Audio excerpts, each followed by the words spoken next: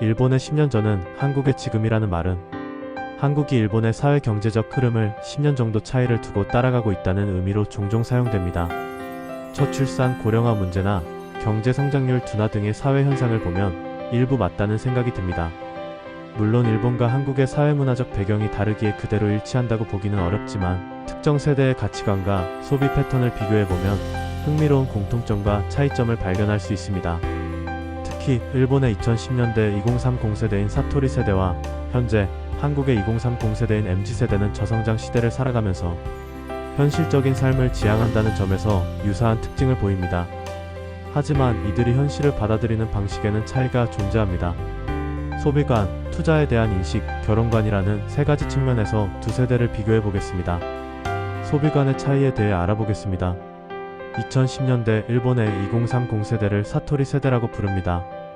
이들은 1980년대 후반에서 1990년대 후반에 태어나 2008년 글로벌 금융위기 이후의 경기 침체 속에서 성장한 세대입니다. 사토리라는 이름은 이들이 소비와 경쟁에 대한 욕망을 초월한 듯한 태도를 보인다는 점에서 유래했습니다. 경제적으로 풍요로운 시기를 경험하지 못한 이들은 장기 불안과 저성장, 사회에서 살아남기 위해 현실적인 삶을 지향하는 특징을 보였습니다. 현실적인 삶이란 다르게 말하면 체념적인 삶이기도 했습니다.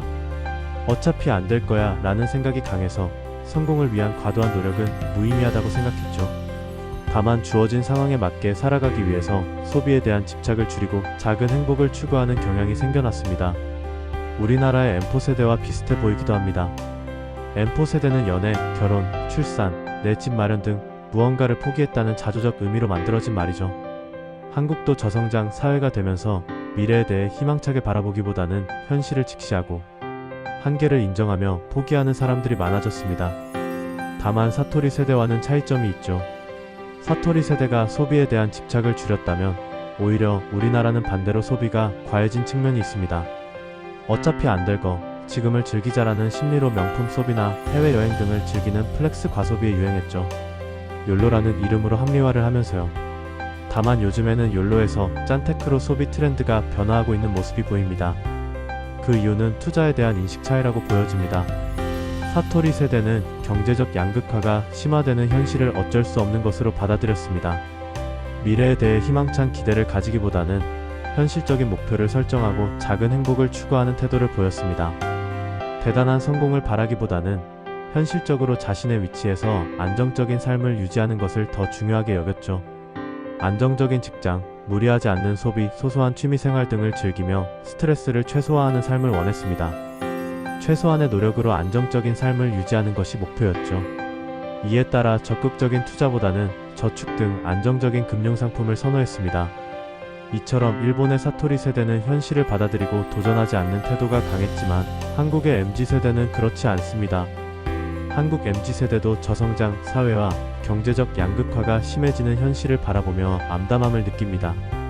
하지만 이를 체념적으로 받아들이지 않고 현실을 극복하려는 도전의식이 남아있습니다. 기존의 직장 시스템에서는 큰 성공을 만들기가 어렵다는 것을 인식하고 투자나 창업으로 큰 성공을 만들어내려는 사람들이 많죠. 주식, 코인, 부동산, 창업 등 다양한 방식으로 대박을 노리는 문화가 형성되었고 영끌과 비투 같은 단어들이 유행할 정도로 공격적인 투자 성향을 보이고 있습니다. 이러한 차이는 일본과 한국의 경제사회 구조 차이에서도 기인합니다. 일본은 장기 불안과 저금리 기조로 인해 자산 가격 상승이 제한적이었지만 한국은 부동산과 주식시장이 급격한 상승과 하락을 반복하며 고수익 기회를 제공했습니다. 이에 따라 한국의 MZ세대는 투자에 더욱 적극적으로 뛰어들었고 투자 실패에 대한 두려움보다는 기회를 잡으려는 태도가 강하게 나타났습니다. 결혼에 대한 생각은 어떨까요? 사토리 세대는 결혼에 대한 관심이 낮았고 연애 자체를 부담스럽게 여기는 경우도 많았습니다. 경제적 불안정으로 인해 결혼을 포기하는 경향이 강했으며 결혼을 하더라도 자녀를 낳지 않거나 한 명만 낳는 경우가 많았죠. 결혼을 꼭 해야 할 이유가 없다는 생각이 확산되었고 비혼을 부정적으로 보지 않았습니다. 결혼을 하지 않고도 혼자서 행복하게 사는 방법을 찾는 경향이 강했죠. 결혼에 있어서는 한국도 매우 유사한 흐름을 보이고 있습니다. 높은 집값과 육아 비용 부담, 고용 불안정 등의 이유로 결혼과 출산을 미루거나 포기하는 사람이 많아지고 있습니다.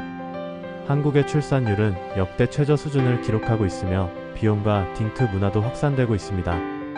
결혼을 단순히 개인의 선택으로 보는 시각이 강해지고 있으며 결혼을 하지 않아도 사회적으로 큰 불이익을 받지 않는 분위기가 형성되고 있습니다. 일본과 마찬가지로 결혼을 해야만 행복할 수 있다는 전통적인 가치관이 점차 희미해지고 있는 것입니다. 현실을 받아들이는 방식의 차이.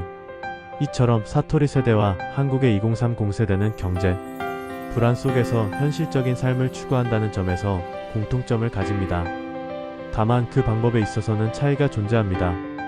일본의 사토리 세대는 포기하고 만족하는 태도를 보이면서 기대치를 낮추고 소박한 행복을 추구하는 방향으로 나아갔습니다.